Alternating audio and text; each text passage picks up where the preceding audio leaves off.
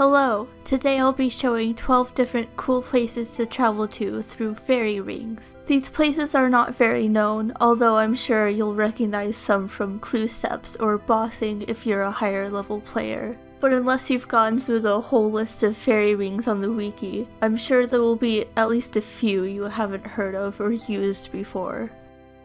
The first one is the code ALR. This takes you to the Abyssal Area. It's just a spooky place full of abyssal creatures that you can kill for talismans or to safely get essence pouches. This abyssal area isn't in the wilderness and doesn't drain your prayer like the actual abyss you go to runecraft in, so you're safe here as long as the monsters don't kill you. Second is the Abyssal Nexus, code DIP. This is where you go to fight Abyssal Sires, the Abyssal Demon boss. There are 4 in this place, so you can go to any of them. There's also an appendage in the center room, north of the Overseer, that you can pull and it will teleport you to Lumbridge. I've never fought Sire, but I think the design of this area is really cool.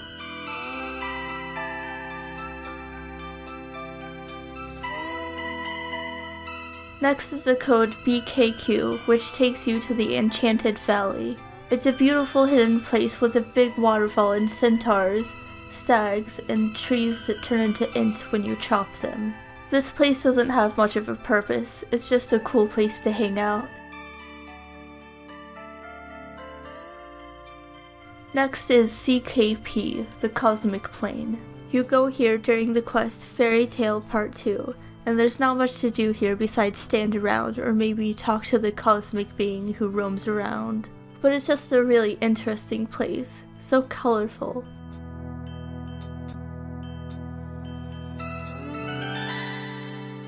Next is AJQ, the Dorgeshuun Cave.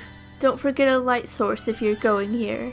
This is actually underneath the Dorgeshuun agility course, and I'm sure people rarely visit this place. I've only gone here once for low-level Slayer on my Ultimate Iron Man. There are all these low-level Slayer monsters, and that's pretty much it.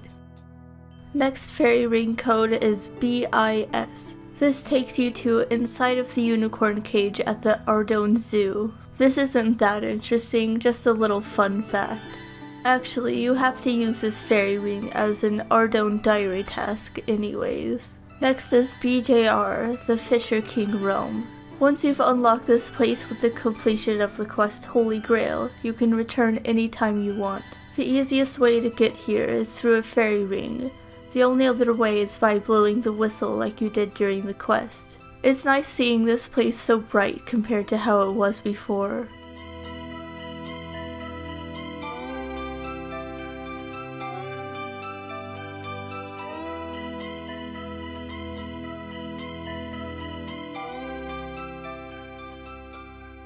Next is DIR, the Gorak Plane. If you need a shield left half, this place is great for killing Goraks for one. This place is pretty grim, and if you step outside of the fairy ring, you'll immediately get attacked by Goraks. They hit through prayer and hit hard, and will drain a random skill by 1 each time they hit.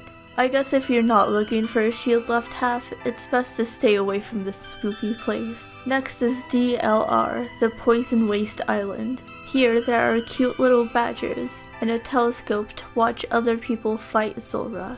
Broken Hands will tell you about the telescope, but can we just take a second to appreciate this absolute Chad? Just look at what he's wearing.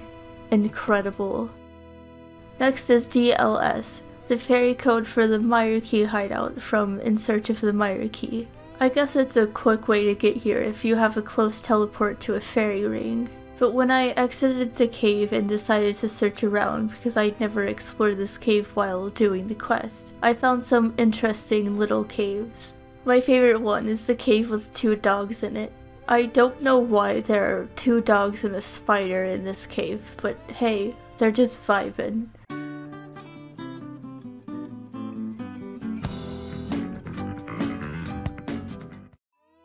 There's also a cave with some other monsters, but this mean spider attacked me, so this cave sucks. I want to go back to the dog cave. And now for the fairy hideout.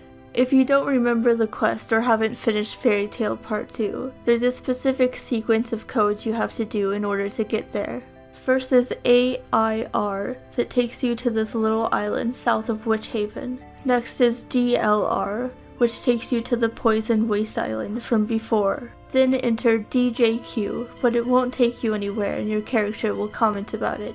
And then AJS finally takes you to the hideout. There's not a lot to do here, but it's just a cool, aesthetically pleasing place, or it could be a great place for hide and seek.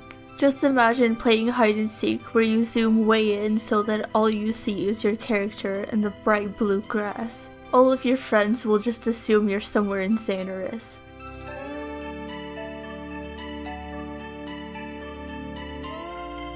And lastly, I'll be showing something that actually is in Xanaris, the market. This isn't a fairy ring place, but I think it ties into the theme. You need one cut diamond in order to enter the market, and here there are a few NPCs. One you can sell cabbages to for 100 GP each. One you can buy ruby rings from. And there's Jucat, who you can buy dragon daggers and dragon longswords from. There are 2 yew trees here as well. And a fairy ring that takes you to Al-Kharid.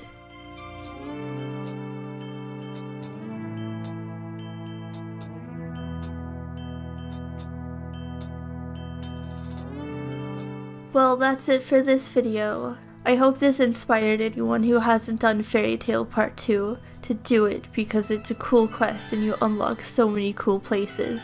Or at least I hope you enjoyed the video or even found out about a fairy ring you've never used before. One thing I did a while ago was go through the wiki list of fairy rings just to unlock them all. So I'll have them on my fairy code list and be able to access them without having to look up the combination. Well, I hope you all have a wonderful day. Remember to water your plants in-game and in real life. See you next time, lovely people. Bye!